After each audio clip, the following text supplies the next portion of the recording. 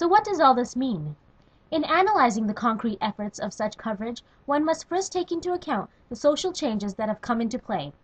Though the efforts of both media outlets aim to arm its viewers with knowledge as a public good, they offer a very narrow interpretation of what story is actually being told.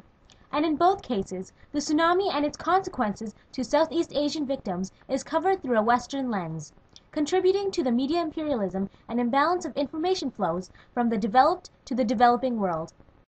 In theory, YouTube uses Locksley's characteristics of participatory media as increased access to knowledge to spur higher levels of literacy aimed to strengthen human capital for higher productivity.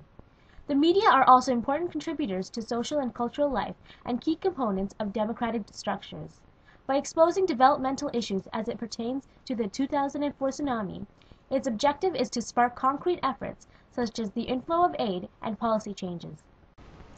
Yet, such disparity in the gaps of representation prove problematic as Kalyani Chadha and Anandam Kavuri argue that it only serves to reinforce Western central dominance over the peripheral countries of the Third World, characterized by a plurality of actors and media flow.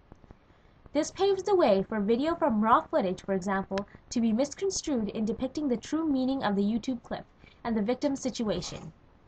And by extension, the news reports that use such footage to base their coverage on shows a very tourist-based destruction of the tsunami.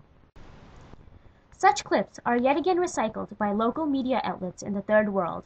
As images have the greatest impact in conveying messages, one can never completely absorb the magnitude of the wave's destruction on the infrastructure of the developing countries involved. Such neo-colonial ties continue to dominate the media centers of a locally produced coverage and speak volumes about where they place their priorities in terms of reconstruction. A state-controlled television station called Metro TV in Indonesia did just that when it made videotape search service available to those looking for missing friends and relatives. Sarveus and Malikau both go on to explain that self-management is the most advanced form of participation.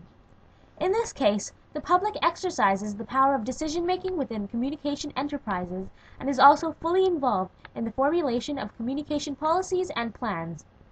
Under Google's management, YouTube had brokered a deal with MGM to host full-length TV shows and feature films, curbing its restrictions on video content, which theoretically established its site as a platform for Creative Commons use.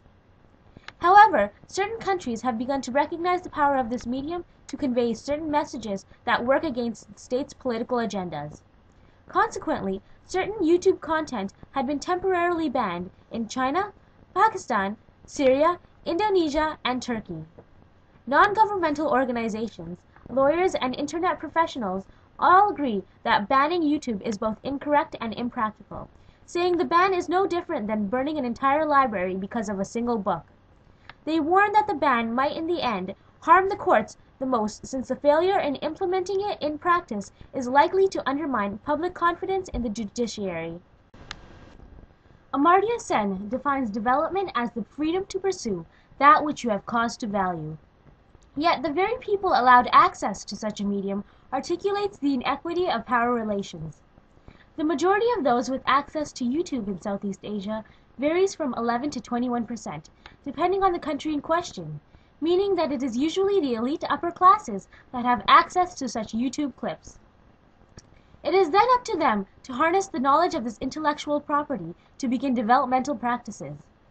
But when so few have the ability to exercise this action, poverty then becomes an inhibition to developmental policies, as locals have little say over how or whether their homes, neighborhoods, and places of work are reconstructed. Furthermore, the vast majority of the developed world owns a computer with internet access to YouTube. This only reiterates the importance of this medium to dramatize its story to cater to an audience more willing to donate funds. Perceptions of the credibility of YouTube as a viable tool in fostering concrete change through greater public awareness has also been questioned.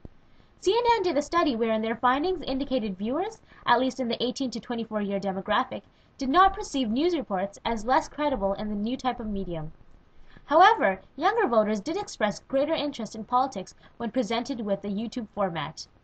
According to James Miller, this may not matter, as he states that participation may be no more than representation and consultation of the public in decision-making. Building independent media, preferably through the non-governmental sector, is seen as a far more important aspect of achieving modernization and democratization.